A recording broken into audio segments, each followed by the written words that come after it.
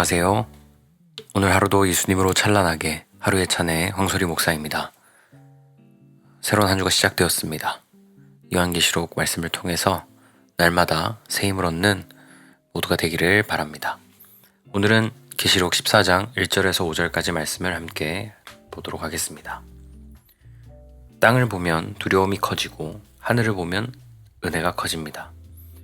13장은 우리로 하여금 마귀의 미혹과 공격, 짐승의 권세, 666이라는 패턴까지 보여주었습니다. 그러나 요한계시록은 결코 성도에게 두려움을 주려는 책이 아닙니다.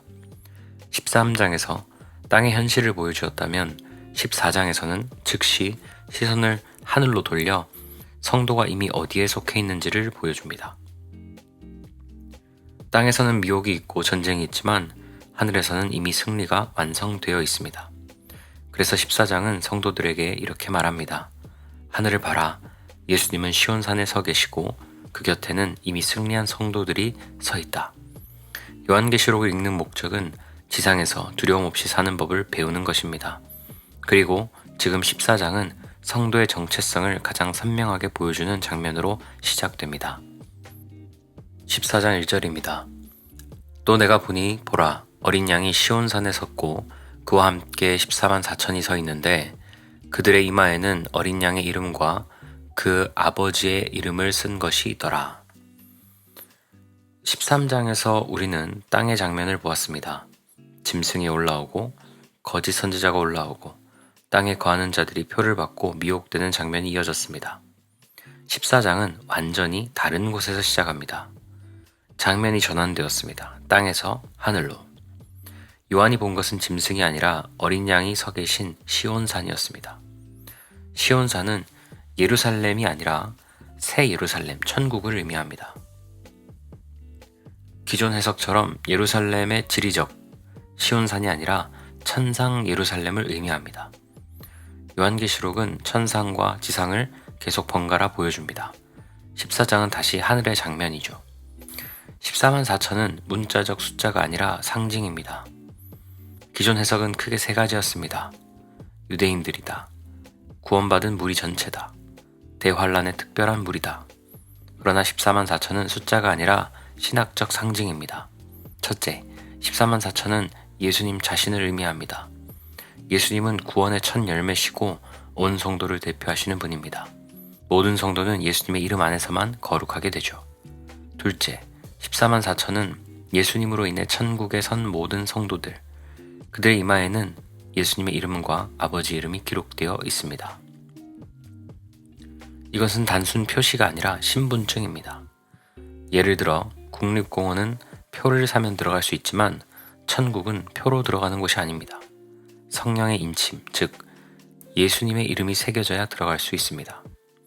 그러므로 천국 입성의 자격은 예수님의 이름으로 인침을 받은 자 되겠습니다. 이마에 기록된 이름은 너는 내 것이다 라는 하나님의 선언이며 주님의 소유권과 보호를 상징합니다. 14장 2절부터 3절입니다. 내가 들은 소리는 검은 고 타는 자들이 그 검은 고를 타는 것 같더라. 그들이 보좌 앞과 내 생물과 장로들 앞에서 새 노래를 부르니 땅에서 속량을 받은 14만 4천 밖에는 능히 이 노래를 배울 자가 없더라. 요한이 들은 세 가지 소리는 무엇일까요? 요한은 하늘에서 세 가지 소리를 동시에 듣습니다. 많은 물소리, 큰 우레소리, 검은 고 타는 소리. 이 모든 소리는 각각 따로 존재하는 소리가 아니라 예수님의 캐릭터를 보여주는 상징적인 표현입니다. 많은 물소리와 큰 우레소리는 예수님의 심판과 권세를 상징합니다. 성경에서 많은 물소리는 언제나 하나님의 목소리, 예수님의 음성, 주님의 권위를 나타냅니다. 그의 목소리는 많은 물소리와 같고 계시록 1장 15절에 나왔고 주의 음성은 많은 물소리와 같으며 에스겔 43장 2절에도 나옵니다. 예수님의 음성은 온 땅을 흔드는 절대적 권세를 상징합니다. 또한 큰 우레소리는 하늘에서 하나님이 말씀하실 때마다 나타나는 심판적 위엄과 영광의 소리입니다. 즉, 이 두 소리는 예수님의 심판의 권세를 보여줍니다. 그러나 성도는 같은 소리를 검은고 소리로 듣습니다. 같은 한 소리라도 지상에 있는 자와 하늘에 있는 자가 듣는 방식이 완전 다릅니다. 땅에 거하는 자는 두려움, 공포, 벌 받을 자들에게 들리는 우레 같은 소리고, 하늘에 있는 성도들에게는 검은고 소리처럼 들리는 평안한 찬양으로 들립니다. 같은 소리인데 누구에게 속해 있느냐에 따라 전혀 다르게 들린다는 것입니다. 예수님의 심판은 땅에 사는 자들에게는 공포이지만 하늘의 성도에게는 기쁨의 음악입니다. 이것이 요한계시록 해석의 핵심입니다. 예수님의 심판조차 성도에게는 위로가 됩니다. 그분의 통치가 시작되는 것이기 때문입니다. 보좌 앞에서 울려 퍼지는 새 노래는 무엇일까요? 14만 4천은 이제 새 노래를 부릅니다. 이 노래는 단순히 가사가 새로운 노래가 아닙니다. 새 노래란 구속 경험이 있는 자만 부를 수 있는 노래입니다. 땅에서 성량함을 받은 자들만 이 노래를 배울 수 있습니다. 즉, 천국에서 울려 퍼지는 찬양은 천국에 들어온 자격 때문에 부르는 노래가 아니라 예수님의 피로 구속받은 자만이 이해할 수 있는 노래입니다. 천국은 절망의 노래가 끝나고, 괴로움의 노래가 사라지고, 미혹의 노래가 사라지고, 인생의 고통의 노래가 모두 사라진 자리입니다. 그 자리에서 오직 구속의 감격으로 울려 퍼지는 새 노래만 존재합니다. 이 새 노래는 지상에서는 누구도 배울 수 없고, 어린 양의 피로 속량함을 받은 자들만 하늘에서 배울 수 있는 은혜로운 노래입니다. 4절 말씀입니다. 어린 양이 어디로 인도하든지 따라가는 자며 사람 가운데서 속량함을 받아 처음 익은 열매로 하나님과 어린 양에게 속한 자들이니. 14장 4절입니다. 이 사람들은 여자와 더불어 더럽히지 아니하고 순결한 자라. 어린 양이 어디로 인도하든지 따라가는 자며 사람 가운데서 속량함을 받아 처음 익은 열매로 하나님과 어린 양에게 속한 자들이니. 여자의 의미는 무엇일까요? 성적인 개념이 아니라 영적인 개념입니다. 여기서 말하는 여자는 남녀 성별을 말하는 것이 아닙니다. 계시록에선 여자는 문맥에 따라 두 종류로 나옵니다. 첫 번째, 순결한 여인입니다. 해를 옷 입은 여자, 12장에 등장한 마리아, 하나님의 백성을 뜻하고요. 두 번째, 음녀의 여인입니다.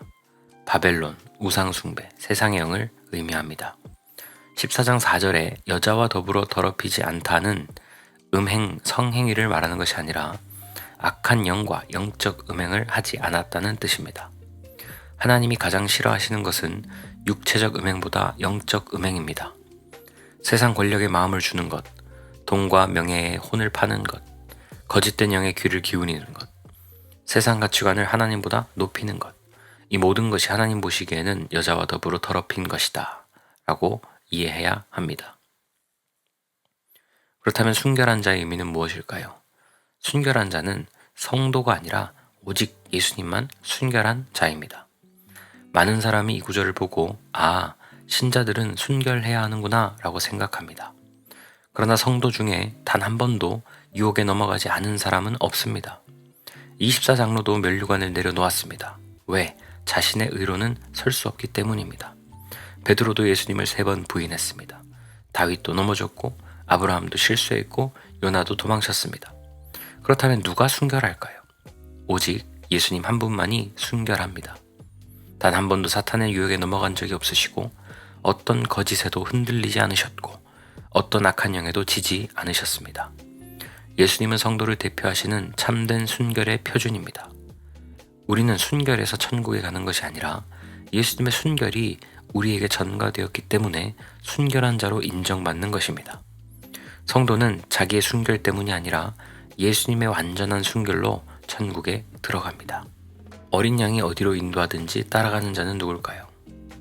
이 표현은 순종의 강조가 아니라 예수님과의 관계성을 강조하는 표현입니다. 예수님은 목자, 성도는 양입니다. 양은 목자를 알아보고 그 음성을 따릅니다. 성도는 스스로 잘 나가서 따르는 것이 아닙니다. 예수님의 영이 우리 안에 역사하시기 때문에 우리는 또 죄를 지어도 다시 그분을 따라가게 됩니다. 성도는 넘어져도 마지막 방향은 언제나 예수님을 향합니다. 첫 열매의 진짜 의미는 무엇일까요? 이것 또한 예수님의 캐릭터입니다. 첫 열매는 성도의 수고를 의미하지 않습니다. 성경에서 첫 열매는 항상 하나님께 드리는 가장 귀한 것, 가장 처음 것입니다. 그러나 요한계시록에서 첫 열매는 궁극적으로 예수님의 캐릭터를 말합니다. 예수님은 구원의 첫 열매였습니다. 죄인을 위해 죽으시고 부활하신 선두주자였습니다. 예수님은 부활의 첫 열매였습니다. 죽음을 가장 먼저 이기신 분입니다. 예수님은 회개의 첫 열매였습니다. 복음의 시작을 여신 분이기 때문입니다. 예수님은 천국에 들어가는 성도의 첫 열매가 되었습니다. 모든 성도를 뒤따라 들어가게 하시는 분이기 때문입니다. 성도는 예수님이 첫 열매가 되셨기 때문에 그 뒤를 따라 천국에 들어가는 것입니다. 14장 4절은 성도의 자격을 말하는 구절이 아니라 예수님의 순결, 예수님의 인도하심, 예수님의 속량, 예수님의 첫 열매됨을 말하는 구절입니다. 성도는 예수님 안에 있기 때문에 여자와 더불어 더럽히지 않은 자, 순결한 자, 처음 익은 열매로 인정받습니다. 그러므로 이 구절은 성도의 결단문이 아니라 예수님 중심의 은혜의 선언문입니다. 14장 5절입니다. 그 입에 거짓말이 없고 흠이 없는 자들이더라. 거짓말이 없다는 말의 의미는 인간에게 적용될 수 있을까요? 인간은 모두 죄 아래 있기 때문에 거짓에서 완전히 자유로운 사람은 단 한 명도 없습니다. 우리는 상황이 불리하면 거짓으로 피하려고 하고 자신을 보호하기 위해 사실을 왜곡하기도 하고 의도치 않게 과장하거나 필요에 따라 말을 바꾸기도 합니다. 이것이 타락한 인간의 본성입니다. 성경은 의인은 없나니 하나도 없다. 로마서 3장 10절에 말씀하고 있습니다. 즉, 거짓이 없는 인간은 없다는 것입니다.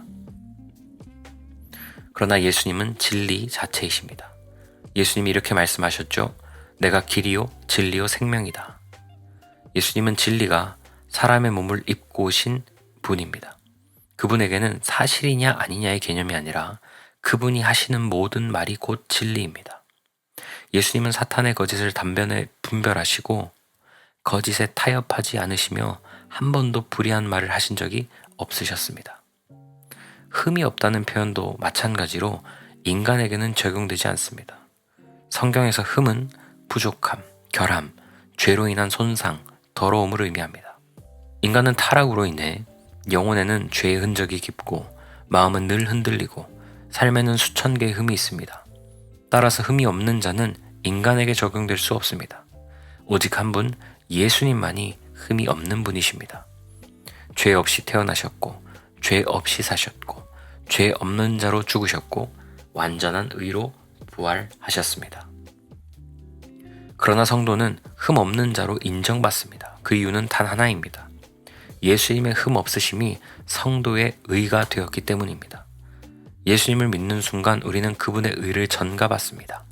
우리는 거짓으로 가득하지만 예수님의 진리 때문에 거짓 없는 자로 인정되고 우리는 흠투성이지만 예수님의 완전한 의 때문에 흠 없는 자로 선언됩니다. 이것이 복음이고 이것이 성도의 영광입니다. 그러므로 우리가 해야 될 일은 흠 없음을 만들기가 아닙니다. 많은 사람들은 흠 없는 신앙인이 되기 위해서 노력합니다. 그러나 놀랍게도 그 길은 예수님과 점점 멀어지는 길입니다. 자신의 의를 쌓으려고 하고 더 정직해지려고 애쓰고 더 깨끗한 사람처럼 보이려고 노력할수록 인간은 오히려 자기의라는 가장 강력한 우상에 빠지게 됩니다. 성경은 분명히 말합니다. 성도는 자신의 의로 서지 않고 오직 예수님의 의로 선다. 그러므로 신앙의 비밀은 수고가 아니라 믿음입니다. 14장 1절에서 5절은 성도의 모습을 설명하는 것처럼 보이지만 실제로는 예수님의 모습을 보여주는 본문입니다.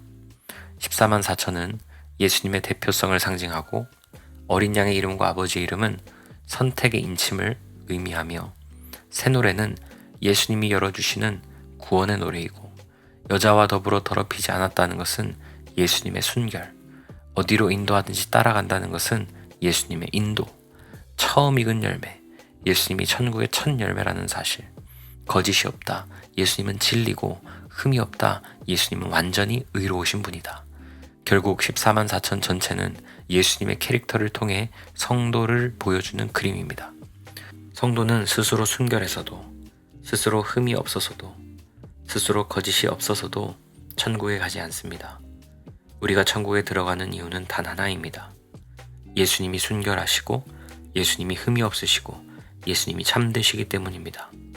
성도는 예수님의 의를 입은 자들입니다. 예수님의 영이 붙드시는 자들입니다. 예수님의 인도하심을 따라가는 자들입니다. 그러므로 14장 1절에서 5절은 성도의 자랑이 아니라 예수님의 은혜와 영광을 드러내는 장면입니다. 기도하겠습니다. 예수님 감사합니다. 우리의 모습을 돌아보는 것이 아니라 예수님이 어떤 분인지를 우리에게 알려주시고 그 예수님의 다양한 캐릭터를 통하여 우리가 천국에 들어갈 수 있는 단 하나의 이유는 오직 예수님의 의 때문에, 예수님의 순결함 때문에, 예수님의 흠 없으심 때문에, 예수님이 진리 되시다는 것을 우리가 알게 하시니 감사합니다. 오늘 하루도 진리요 생명이요 길 되신 우리 예수님을 붙잡고 주님과 함께 인도함을 받아 따라가는 인생이 될 수 있도록 하나님 역사하여 주옵소서. 감사드리며 우리에게 생명 주신 예수님 이름으로 기도합니다. 아멘.